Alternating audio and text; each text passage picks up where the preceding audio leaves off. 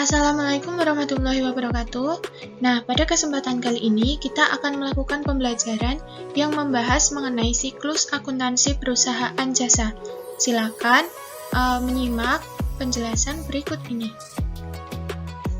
Nah, sebelumnya apa sih perusahaan jasa? Perusahaan jasa adalah suatu usaha atau lembaga yang memiliki kegiatan di bidang jasa ataupun pelayanan. Menurut Kotler, perusahaan jasa adalah perusahaan yang menawarkan suatu tindakan yang tidak berwujud dan tidak menyebabkan perpindahan kepemilikan suatu barang. Sama halnya dengan Kotler, Adrian Paine mendefinisikan perusahaan jasa sebagai perusahaan yang melakukan aktivitas ekonomi yang memiliki manfaat intangible dan terdapat hubungan interaksi dengan konsumen ataupun dengan barang miliknya sendiri, tetapi tidak menghasilkan transfer kepemilikan. Nah, akan tetapi perusahaan jasa itu juga membutuhkan produk fisik ataupun berwujud untuk melakukan kegiatan bisnis mereka. Misalnya saja nih, perusahaan angkutan barang itu kan menawarkan jasa mengenai transportasi angkutan ya kepada konsumennya. Nah, untuk bisa menjalankan kegiatan bisnisnya, maka perusahaan tersebut membutuhkan peralatan transportasi seperti truk, kapal, mobil, ataupun alat transportasi lainnya yang dapat digunakan untuk melakukan angkutan barang. Dalam perusahaan jasa sendiri itu memiliki ciri-ciri yaitu usahanya terus-menerus secara terang-terangan atau memiliki izin usaha. Kemudian juga usaha atau bisnis yang dihasilkan itu berupa jasa. Nah, selanjutnya yaitu transaksi keuangan. Dalam setiap perusahaan, baik itu di perusahaan jasa, perusahaan dagang, ataupun manufaktur sekalipun, tentu saja terdapat transaksi keuangan di dalamnya. Nah, untuk perusahaan jasa sendiri, itu transaksi keuangan yang terjadi di dalamnya itu seperti ini. Investasi pemilik berupa setoran tunai maupun barang habis pakai. Kemudian juga terdapat membeli aktiva tetap, lalu selanjutnya menerima pinjaman dan juga membayar utang. Lalu selanjutnya yaitu penerimaan pelunasan piutang, kemudian menggunakan aktiva yang ada, dan yang terakhir yaitu tentu saja membuat laporan pertanggungjawaban atas transaksi keuangan yang telah dilakukan. Nah, dari setiap transaksi atau kegiatan tersebut itu harus dilakukan secara terus-menerus. Mengapa demikian? Hal itu dilakukan demi kelangsungan usaha tersebut, karena pada dasarnya kan suatu perusahaan itu mempunyai tujuan untuk memperoleh atau menghasilkan laba. Lalu selanjutnya terdapat karakteristik dari perusahaan jasa. Dalam perusahaan jasa sendiri itu terdapat 4 karakteristik. Yang pertama yaitu kegiatan utamanya menjual jasa. Hal ini tentu saja karena perusahaan jasa itu tidak membuat suatu produk yang berbentuk fisik yang dapat dilihat oleh mata. Maka kegiatan utama dari perusahaan jasa itu sendiri hanya menjual ataupun menawarkan jasa yang dimiliki. Kemudian yang selanjutnya yaitu tidak menyediakan produk dalam bentuk secara fisik. Nah, seperti yang kita tahu bahwa jasa itu sendiri tidak bisa dilihat oleh mata dan berbentuk intangible, sehingga perusahaan jasa itu tidak menjual produk yang bisa disimpan ataupun yang bisa dilihat oleh mata itu tadi. Meskipun produknya tidak dapat dilihat, tetapi manfaat ataupun kegunaan dari perusahaan jasa itu sendiri bisa kita rasakan atau bisa dirasakan oleh konsumen ataupun penggunanya. Selanjutnya yaitu hasil tidak dapat disamakan. Nah, hasil dari perusahaan jasa itu sendiri sangatlah subjektif. Mengapa demikian? Hal itu tergantung karena kepuasan konsumen atau pelanggan, sehingga hasil usaha jasa itu tidak dapat disamakan antara satu konsumen dengan konsumen lainnya. Hal ini disebabkan karena ukuran kepuasan dari setiap orang itu kan memang berbeda. Selain itu juga karena dari kualitas karyawan sendiri, itu tergantung dari kondisi tubuh, kondisi psikologis, kesehatan, dan lain sebagainya lah ya.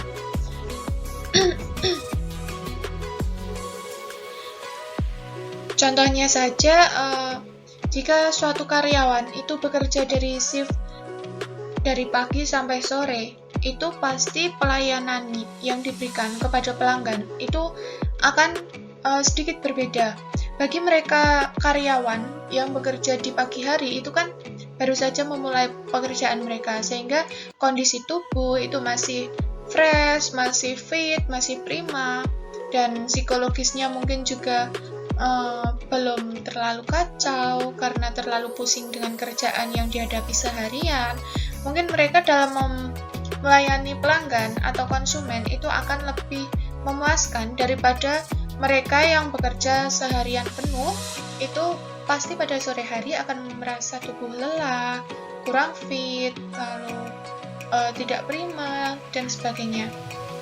Tentu saja itu akan mempengaruhi pelayanan terhadap konsumen, sehingga konsumen pun mungkin akan merasa, oh ini pelayanannya kurang memuaskan, oh ini pelayanannya tidak memadai, mungkin seperti itu. Selanjutnya yaitu tidak ada harga pokok produksi.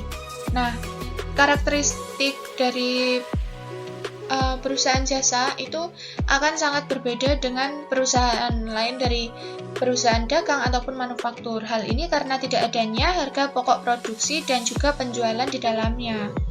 Perusahaan jasa itu kan tidak melakukan kegiatan produksi barang karena tidak membutuhkan bahan baku untuk produksi, sehingga hal ini membuat laporan keuangan dari perusahaan jasa itu sendiri tidak dapat menginformasikan mengenai harga pokok produksi dan juga penjualannya.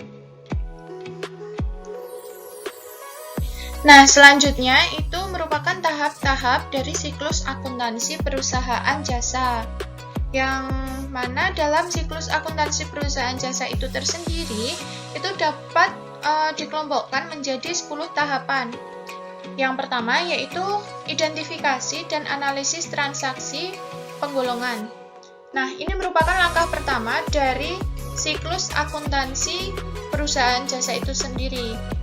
Ini kita harus mengidentifikasi dan juga menganalisis bukti transaksi, yang mana akuntan sendiri itu harus bisa mengidentifikasi transaksi sehingga nantinya bisa dicatat dengan benar.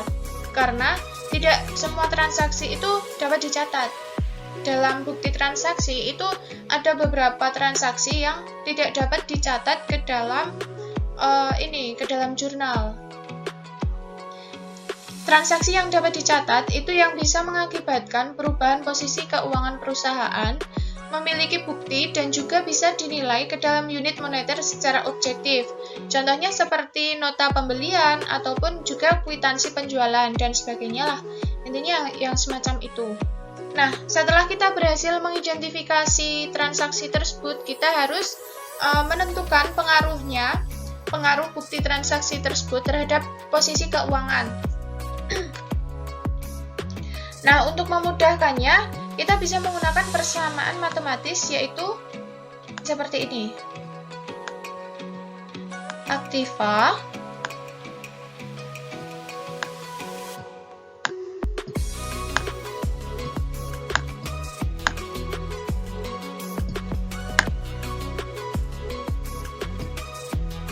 sama dengan kewajiban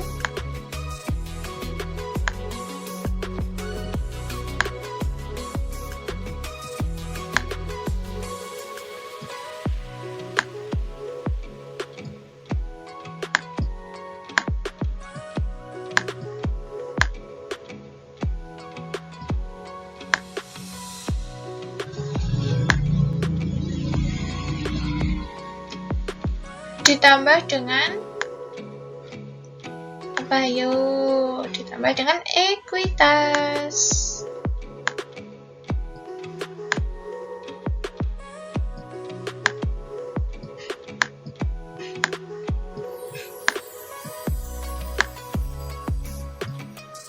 Nah,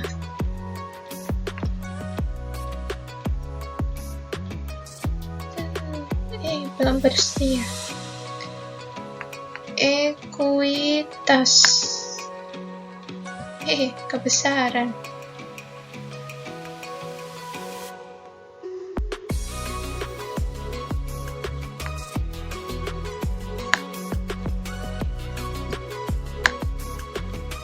Nah, ini merupakan persamaan matematis yang bisa memudahkan kita untuk mengidentifikasi transaksi keuangan yang terjadi, untuk bisa menentukan pengaruhnya terhadap posisi keuangan. Nah, yang selanjutnya yaitu pencatatan transaksi ke dalam jurnal. Setelah kita berhasil menganalisis bukti transaksi itu tadi, kita bisa mencatat penggolongannya itu ke dalam buku jurnal. Jurnal sendiri merupakan suatu catatan kronologis mengenai transaksi yang terjadi dalam suatu periode akuntansi. Kita bisa mencatat seluruh akuntansi keuangan itu secara detail pada jurnal umum berdasarkan data yang telah kita kumpulkan sebelumnya, agar nantinya bisa memudahkan kita dalam melakukan pencatatan di tahap-tahap selanjutnya, seperti saat memposting ke buku besar, menyusun neraca saldo, membuat neraca lajur, dan sebagainya. Dan yang ketiga, tahapan ketiga dalam siklus akuntansi perusahaan jasa yaitu merupakan posting buku besar. Nah, buku besar itu sendiri merupakan kumpulan rekening-rekening pembukuan yang masing-masing itu digunakan untuk mencatat informasi mengenai aktiva tertentu. Kita bisa menggolongkan data transaksi keuangan itu berdasarkan nantinya berdasarkan jenis transaksi, berdasarkan tanggal, nomor, ataupun nama akun, dan sebagainya lah. Karena dengan begitu, seluruh transaksi perusahaan pada jurnal itu nanti yang berhubungan dengan kas akan masuk pada satu buku besar kas, dan sebagainya. Seperti misal, jurnal mengenai yang berhubungan dengan hutang, maka itu nantinya akan masuk pada satu buku besar hutang, seperti itu.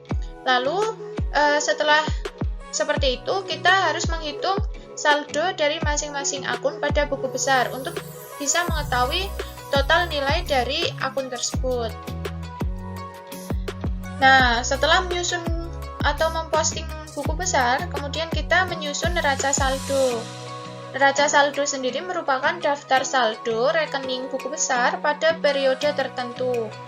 Cara menyusun neraca saldo pun juga sangat mudah. Kita hanya perlu memindahkan saldo yang ada di buku besar itu ke dalam neraca saldo untuk disatukan. Saldo pada neraca saldo itu harus sama jumlahnya antara jumlah debit dengan juga kredit. Sehingga antara debit dan kredit itu harus balance ya. Kalau belum balance, maka pada posting buku besar atau saat menjumlahkan saldo yang ada pada setiap akun itu berarti ada atau terdapat kesalahan. Kemudian yang selanjutnya yaitu penyusunan jurnal dan neraca saldo penyesuaian.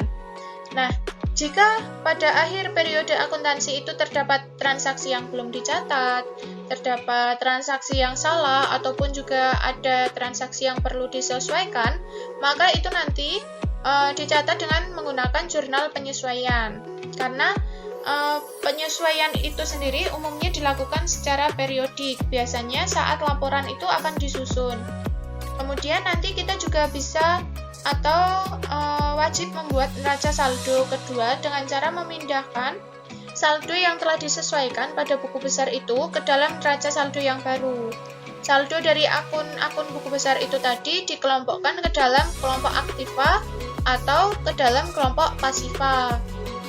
Nah, saldo antara kelompok aktiva dan pasiva itu pada neraca saldo juga harus seimbang. Contohnya yaitu pada saat penyusutan peralatan ataupun uang sewa yang belum dilunasi dan sebagainya. Kemudian yaitu penyusunan neraca lajur atau pembuatan neraca lajur. Nah, dalam pembuatan neraca lajur ini sendiri mengacu pada neraca saldo dan juga jurnal penyesuaian yang telah kita buat.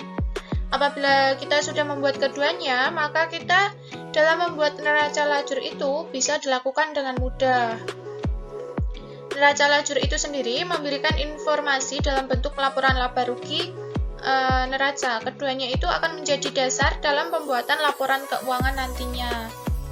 Nah, selanjutnya yaitu merupakan penyusunan laporan keuangan. Ini berdasarkan atau didasarkan pada informasi dari neraca saldo setelah penyesuaian. Ini tadi neraca saldo penyesuaian atau jurnal penyesuaian. Yang mana laporan keuangan itu sendiri disusun berdasarkan laporan laba rugi, laporan perubahan modal, neraca, dan juga laporan arus kas. Nah, berikutnya yaitu merupakan penyusunan jurnal penutup. Setelah membuat ini tadi, setelah membuat laporan keuangan, selanjutnya kita harus membuat jurnal penutup. Jurnal penutup itu sendiri hanya bisa dibuat pada akhir periode akuntansi.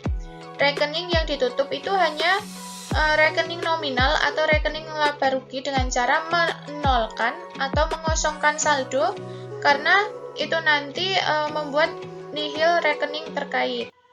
Rekening nominal itu harus ditutup karena rekening tersebut nanti digunakan untuk mengukur aktivitas ataupun aliran sumber yang terjadi pada periode berjalan.